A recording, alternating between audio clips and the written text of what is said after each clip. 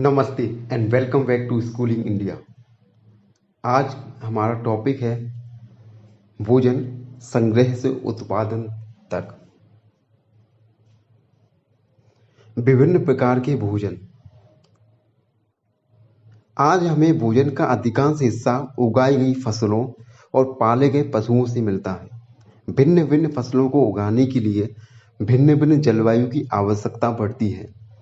जैसे धान की खेती के लिए गेहूं या जौ की तुलना में ज़्यादा पानी की ज़रूरत होती है। इसलिए हम देखते हैं कि किसान विशेष फसल विशेष क्षेत्रों में ही उगाते हैं। यही नहीं, पशुओं को भी अपने अनुकूल वातावरण की आवश्यकता होती है। उदाहरण के तौर पर हम देख सकते हैं कि सूखी और पहाड़ी जलवायु में मवेशियों की तुलना में भेड़ या बकरी अधिक सहजतापूर्वक जीवित रह सकते हैं। पर जैसे कि तुमने अध्याय 2 में पढ़ा, स्त्री पुरुषों ने अपने भोजन का उत्पादन हमेशा नहीं किया। खेती और पशु पालन की शुरुआत। अध्याय 2 में हमने पढ़ा कि दुनिया की जलवायु बदलती रही है। साथ ही लोग जिन वनस्पतियों और पशुओं का भोजन के रूप में इस्तेमाल करते थे, वे भी बदलते रहे। लोगों का ध्यान कुछ बातों की ओर गया, जैसे खाने योग्य वनस्पतियां कहाँ कहाँ मिल सकती हैं, बीज कैसे अपने डंठल से टूट कर गिरते हैं, गिरे बीजों का अंकुरन और उनसे पौधों का निकलना आदि। इसी तरह उन्होंने पौधों की देखभाल करना शुरू कर दी होगी। चिड़ियों और जानवरों से पौधों की सुरक्षा की होगी ताकि वे ठीक से बढ़ सकें और उनके बीज पक सकें। इस प्रकार धीरे धीरे वे कृषक बन गए होंगे।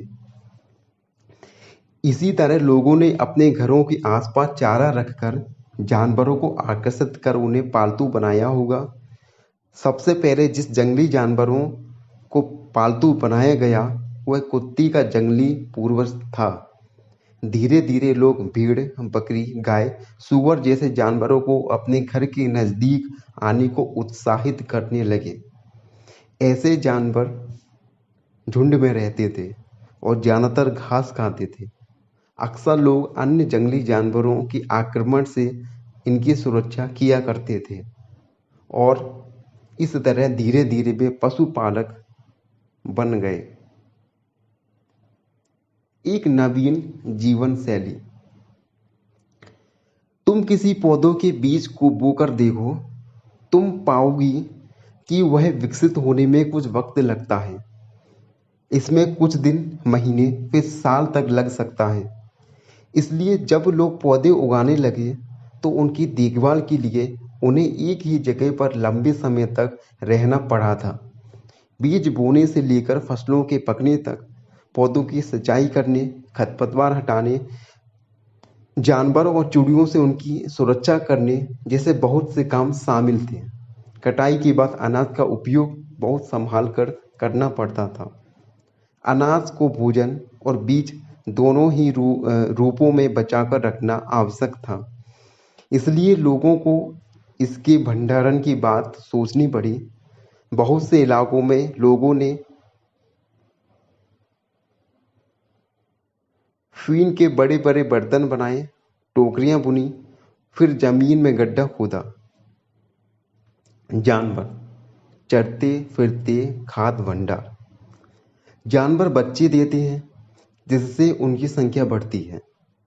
अगर जानवरों की देखभाल की जाए तो उनकी संख्या तो बढ़ती ही है, साथ ही उनसे दूध भी प्राप्त होता है जो भोजन का एक अच्छा स्रोत है। यही नहीं, जानवरों से हमें मांस भी मिलता है। दूसरे शब्दों में पशुपालन भोजन के भंडारण का एक तरीका है। आओ आरंभिक कृषकों और पशुपालकों के बारे में पता करें। मानचित्र 2 में देखो, क्या तुम्हें कोई नीले वर्ग दिख रहे हैं? पता है, इनमें से प्रत्येक बिंदु उस जगह को दर्शाता है जहां पुरातत्वविदों को शुरुआती कृषकों और पशुपालकों के होने के साक्ष्य मिले हैं। ये पूरे उपमहाद्वीप में पाए गए हैं। इनमें सबसे महत्वपूर्ण पश्चिमोत्तर क्षेत्र में, आधुनिक कश्मीर में और पूर्वी तथा दक्षिण भारत में पाए गए हैं। वास्तव में ये निर्दिष्ट स्थान कृषकों और पशुपालकों की बस्तियां थीं या नहीं, इसे जांच के लिए वैज्ञानिक खुदाई में मिले पौधों और पशुओं की हड्डियों के नमूने का अध्ययन करते। इनमें से सबसे रोचक जले हुए अनाज के दाने की अवशेष हैं। ऐसा लगता है कि ये गलती से या फिर जानबूझकर जलाए गए होंगे। वैज्ञानिक इन अनाज के दानों को पहचान कर सकते हैं। इस तरह हमें पता चलता है कि इस उपमहाद्वीप के विभिन्न भागों में बहुत सारी फसलें उगाई गई होंगी। वैज्ञानिक विशेष विभिन्न जानवरों की हड्डियां भी पहचान कर सकते हैं। स्थायी जीवन की ओर पुरातत्वविदों को कुछ पुरास्थलों पर झोपड़ियों और घरों के निशान मिले हैं, जैसे कि बुर्जहुम वर्तमान कश्मीर में कि लोग गड्ढे के नीचे घर बनाते थे, जिसे गर्दवास कहा जाता है। इनमें उतरने के लिए सीढ़ियां होती थी, इससे उन्हें ठंड के मौसम में सुरक्षा मिलती होगी। पुरातत्व वेदों को झोपड़ियों के अंदर और बाहर दोनों ही स्थानों पर आग जलाने की जगह मिली है। ऐसा लगता है कि लोग मौसम के अनुसार घर के अंदर या बाहर खाना बनाते होंगे। एक गर्तवास का चित्र बनाओ। बहुत सारी जगहों से पत्थरों के औजार भी मिले हैं। इनमें से कई ऐसे हैं जो पूरा पाषाण काल युगीन उपकरणों से भिन्न हैं, इसलिए इन्हें नवपाषाण युग का माना गया है।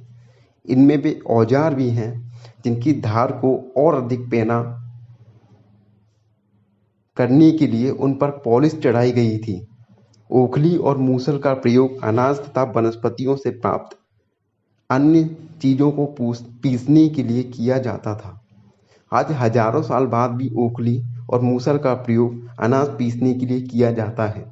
उसी तरह प्राचीन प्रस्तर युगीन औजारों का निर्माण और प्रयोग लगातार होता रहा। कुछ औजार हड्डियों से भी बनाए जाते थे। नवपाषाण युग के पुरास्थलों में कई प्रकार के मिट्टी के बर्तन मिले हैं। कभी कभी इन पर अलंकरण भी किया जाता था। बर्तनों का उपयोग चीजों को रखने के लिए किया जाता था। धीरे धीरे लोग बर्तनों का प्रयोग खाना बनाने के लिए भी करने लगे। चावल, गेहूं तथा दलहन जैसे अनाज अब आहार का महत्वपूर्ण हिस्सा बन गए थे। इसके साथ साथ अब लोग कपड़े भी बुनने लगे थे। इसके लिए कपास जैसे आवश्यक पौधे लगाए जा सकते थे। क्या यह परिवर्तन हर जगह एक साथ ही आ गए होंगे? ऐसी बात नहीं है। एक तरफ जहां कई जगहों पर स्त्री पुरुष शिकार और भोजन संग्रह करने का काम करते रहे, वहीं अन्य लोगों ने हजारों सालों के दरमियान धीरे धीरे खेती और पशुपालन को अपना लिया। बहुत जगह लोग मौसम के मुताबिक बदल बदल कर अपनी जीविका चलाया करते थे। अन्य रीति रिवाज। पुरातत्वविद बहुत स्पष्ट रूप से इस बारे में कुछ नहीं कह सकते। विद्वानों ने ऐसे किसानों का अध्ययन किया है। इनमें प्रायः कृषक और पशुपालक समूह में रहते थे, जिन्हें जनजाति कहते हैं। विद्वानों ने पाया है कि ये लोग कुछ ऐसे रीति रिवाजों को मानते हैं जो संभवतः पहले से ही प्रचलित आ रहे हैं।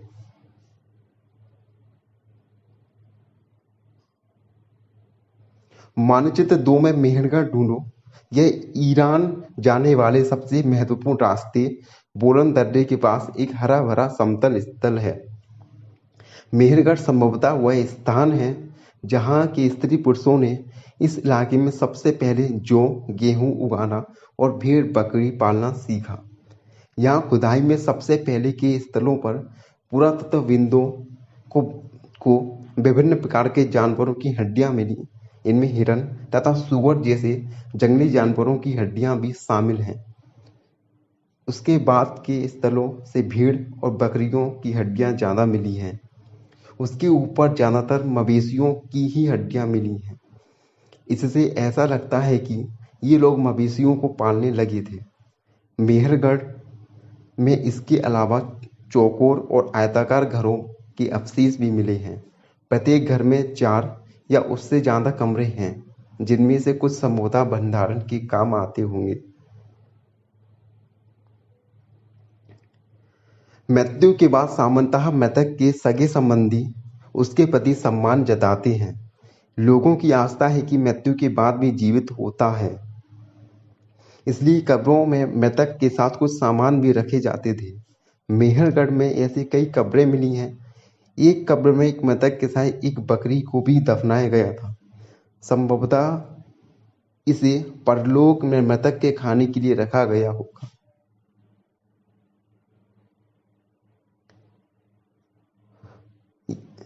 मानचित्र 2 में दाओजली हैंडिंग ढूंढो। यह पूरा स्तर चीन और म्यांमार की ओर जाने वाले रास्ते में ब्रह्मपुत्र की घाटी की एक पहाड़ी पर है। यहाँ खरल और मूसल जैसे पत्थरों के उपकरण मिले हैं। इससे पता चलता है कि यहाँ लोग भोजन के लिए अनाज उगाते थे। साथ ही यहाँ से जेडाइट पत्थर भी मिला है। संभवतः यह पत्थर चीन से आया होगा। इसके अतिरिक्त इस पुरातत्व से